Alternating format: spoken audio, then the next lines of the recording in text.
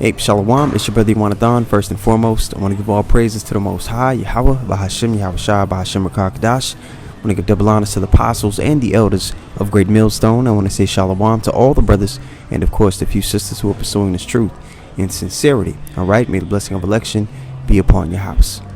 This is another edition of the Israelite One-on-One series. I'm going to start here. My last page, I had the first couple of episodes done, but all those videos were basically gone with my page being deleted and all. So we're going to start again here. So the first lesson we're going to go to in the basics of understanding what this thing is all about and understanding who you are as a person, your identity. If you fall under the banner of a so-called Israelite pursuant to the curses and prophecy that are written in the volume of the book, then it's very important knowing your heritage and what's getting ready to play out upon the earth and how you fit within the grand scheme of things. Okay, so we're going to talk about the Lord's appearance and why it even matters in this lesson. Okay, the first precept we're going to go to is Job 9 and 24. Okay, so here in Job 9 and 24 it states what? The earth is given into the hand of the wicked. And this is a precept we read all the time, of course, right? But it also plays into, because the image of the Lord and His Son, who the world calls Jesus, is very important when you talk about the psychology of the people who actually fit the description and prophecies of being Israelites. Knowing who's in rulership and knowing about that image they put up and the psychological damage that it's had on the Lord's people is very important. So we bring this out, okay? Job 9 and 24. The earth is given into the hand of the wicked. He covereth the faces of the judges thereof. If not, and where and who is he? You had a thing during the Renaissance period they called iconoclasm. They went around whitewashing images, replicating and duplicating actual images, and making the characters in those art pieces, making the people of the Lord look like so-called white people. There's a great book, if you can get it, which it'll be hard to come by, especially now because it's not something that those in rulership want easily accessible. It's called Russian Icons, and it has a bunch of accurate images of the angels, of the prophets, and the saints, the priests. Accurate images of what they look like and the people they descended from. All right, as far as their complexion. Now over here in America, because of the curses, because it was prophesied that we would go into slavery on ships and be discontinued from our heritage, Jeremiah 17 and 4, you have a bunch of people over here who can't trace their history back past slavery. And they just call themselves African, or they reach for fairy tales like Egypt. But no, we have an actual lineage, we have actual culture, we have actual ways and a language that we had before this. And now, in this time, in the latter time, the Lord is allowing His men, speaking through His men, His conduits, in order to bring forth the understanding, bring back the concept of who we are, how we should conduct ourselves, and what we should be looking for. All right? So let's read Job 9:24 once more. It says, the earth is given into the hand of the wicked. He covered the faces of the judges thereof. If not, where and who is he? So He covered the faces of the judges. Okay, the prophets were the judges. Okay? He covered their faces, meaning He removed what they actually look like. And what happens over time? Now you have a people that are discontinued from their heritage, who they don't know who they are, meaning they can be manipulated in any way, shape, form, or fashion. The strong man within our nation has been binded. The man has been removed from the home. The importance of family has been disintegrated. So now you have, I was reading the book, I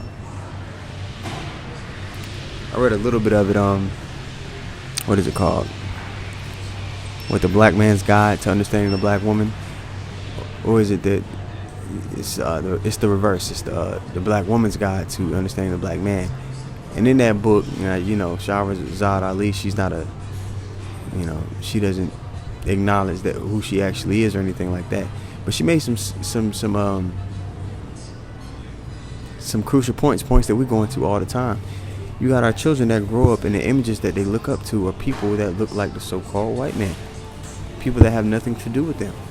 They're images of heroes, and the only time they see themselves on the big screen or in a position of light or upstanding is as an entertainer or an athlete or something like that. Never a position of seriousness and having, control within society, being upstanding, a leader.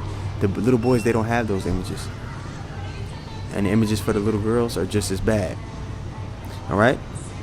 Now, the only time they see somebody in a position of authority and leading, especially in regards to how society functions, how the family actually functions, they see Edomite men, the very same men who oppress them to this day. That plays a huge part in how people see themselves. And a great self-hatred has developed amongst our people, amongst our nation, amongst our children, right? Because of these images that have been put up. So it matters because you have a people that for hundreds of years have been completely traumatized.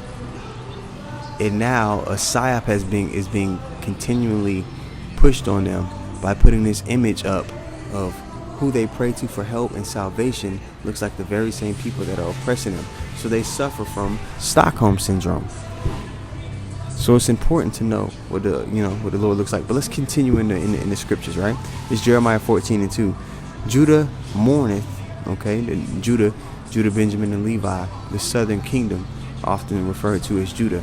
Those 3 tribes within the 12 tribes of Israel, which make up the nation. So they split. You had the southern kingdom consisting of Judah, Benjamin, and Levi, which would be, so-called Negro tribes, as opposed to the northern kingdom, which, the Native Americans, so-called Latinos, okay, today. Now it says, Judah mourneth, and the gates thereof, the gates meaning the leadership, thereof languish. They are black unto the ground. The cry of Jerusalem is gone up. Okay, let's keep going. Let's go to Daniel 10:6. It's going to even describe the sun, okay? His body also was like beryl, and his face as the appearance of lightning. Wisdom maketh the man's face to shine, all right? And his eyes as lamps of fire, and his arms, get this, and his arms and his feet like in the color to polished brass. We know brass is brown. And it says his arms and his feet, meaning his complexion, as the color of polished brass. And the voice of his words like as the voice of the multitude. And we know his voice is many waters, right? Now let's go to John the 14th chapter, and we'll start the 8th verse. Okay? It says, Philip saith unto the Lord, shew us the Father. So he's talking to Yahushua. Shew us the Father, and it sufficeth us. Yahushua saith unto them, who the word ignorantly calls Jesus. Yahushua is his actual name. And we're going to do a lesson on the name as well, how it works, because our forefathers, they spoke Paleo-Hebrew. There's no J's in the Hebrew. That's a fairly new letter, invented in the 1500s. Look it up yourself. So how could a man that lived 2,000 years ago have a letter in his name that is fairly new and just started existing about 500 years ago? You see? So, much must be peeled back and removed. You got to empty your cup to truly understand the Bible. You have to empty your cup. So Yahushua is saying to Philip here, he says in verse 9, Yahushua saith unto him, have I been so long time with you, and yet hast thou not known me, Philip? He that hath seen me have seen the Father. And how sayest thou then, shew us the Father? Saying meaning he looked just like his father. Also showing that they're 2 separate beings. They're in agreement, okay? They're one in agreement, but they're not the same being, okay? And that's that's another lesson as well. That's going to be in addition to the series of Israelite 101. Things you need the foundational topics you need to understand to proceed in truly understanding the word. Okay, now let's go to 1 John the 5th chapter and the 10th verse. So in this I'm going to mention a lot of different things in this lesson, but we're going to stay focused on what the topic is for the sake of being precise. And when people go through this and take notes and study for themselves, and they want the precepts to back up what they're hearing, it's very precise. All right. As far as the Israelite 101 series, and my other lessons, you go the spirit just flows. But in these, I want to try to stay as precise as possible. Okay. 1 John 5:10. He that believeth on the Son, all right, hath the witness in himself, and you have to believe on the Son, like it's gonna say, as it has described him. as the record has pushed. Not what you feel like or what you think in your own mind or heart. You have to go by the script. All right, let's read this. 1 John 5:10. He that believeth on the Son of God hath witness in himself. He that believeth not God hath made him a liar. Let's read that again. He that believeth on the Son of God hath the witness in himself. He that believeth not God hath made a liar, because he believeth not the record that God gave of his Son. And then we know when we go to Revelation, the first chapter, all right, and it describes how the Father look. We know the Father and the Son looks the same. It describes the record. All right, so let's read it. In Revelation 1:13, it says, in the midst of the 7 candlesticks, like unto the Son of Man, the Son of Man being Yahweh Shai, all right, clothed with a garment down to the foot. And you see the prophets of the metal Lord on the highways and byways. You'll see us oftentimes with our garments down to the foot with the fringes at the bottom. Okay.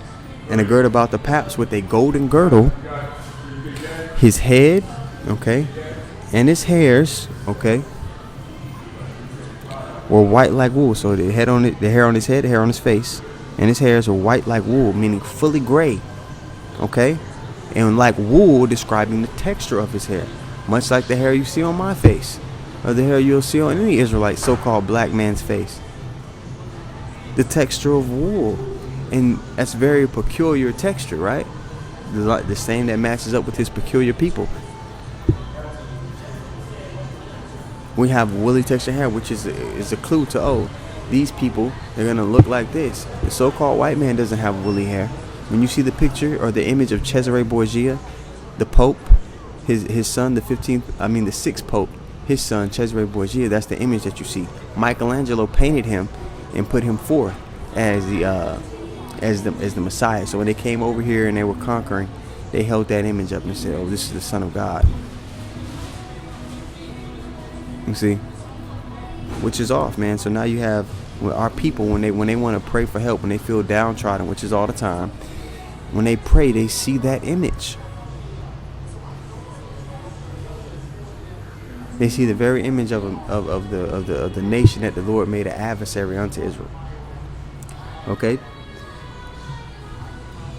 Revelation 1:13, again from the top.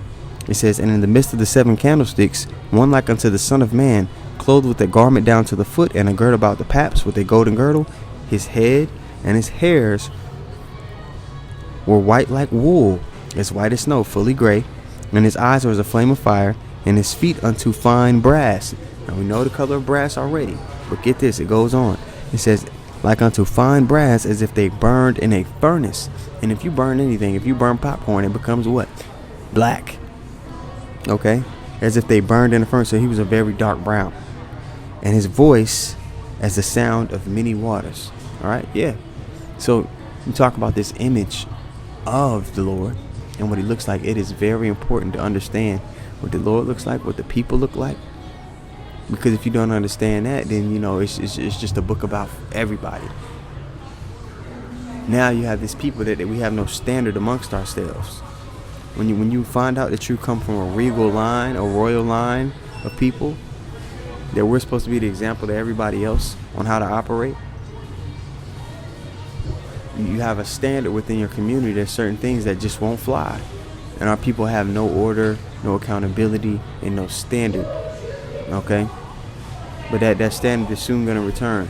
As calamities go off, and this devil is pulled off his throne when the Lord returns, man, that standard is going to be again, and that standard is going to be made permanent within us, because we're going to be given those new bodies. When it talks about what this mortal shall put off, this mortal must put on immortality. The laws are going to be written. The understanding of how the Lord wants us to be is going to be written within our inward parts. It's going to be in our program. We're naturally going to be perfect, and that's only for the nation of Israel. And that'll be something we go into in the next lesson, talking about, you know, the kingdom is only for Israel, the covenants, the promises, and you know that, Romans 9:4. But we'll go through that just to double down on this, and some of these lessons they'll bleed over into the next. But you know, it's very important to understand. And I might put clips and chop this up as well. It's very important to understand the depiction, or the actual, more accurate depiction of what the Lord looked like, what the Son looked like, what this people look like. Even Moses, we know that the ancient Egyptians were very dark, very black. Okay, very dark people. Moses passed as Pharaoh's grandson. Right? We know this. Now, if Moses passed as Pharaoh's grandson and people believed that was his actual grandson, and we know the ancient Egyptians were very dark people, Moses must have been dark. And if Moses was dark, the people that he came from, he was of the tribe of Levi. The tribe of Levi must have been dark. And if the tribe of Levi was dark, all right, Levi, Judah, Benjamin, all these different tribes, a lot of them had the same mother and father. So that means, all the other tribes must have been dark as well. Now you have Ephraim and all these. Ephraim is as a cake unturned and things like that. But they weren't leprous. Their blood didn't show forth through their skin, which is what Esau, that's his condition. He doesn't have any pigment in his skin, so you can see his blood show forth through his skin, and that's how you get, so-called white people, which they're red. Okay, so this is something that's very important to understand. I know you always hear the narrative. It doesn't matter what color he was, as long as his blood was red. You hear that narrative all the time, but that's BS. You must understand who this book is addressing, who the family in this book is, and if you are a part of that, what you have to look forward to, and how you should be conducting yourself, so that you don't have to partake in the oncoming destruction that's going to happen in this society. Okay, so it all ties in together. It's all important, and yes, it matters. Okay, so Lord willing, with that being said, I want to give all praises to the Most High, Yahweh, Bahashem Yahweh Shai, Bahashem Rakakadash. I want to give double honors to the apostles and the elders of Great Millstone, and I want to say shalom to all the brothers, and of course the few sisters who are pursuing this truth and sincerity. All right, may the blessing of election be upon your house. Shalom.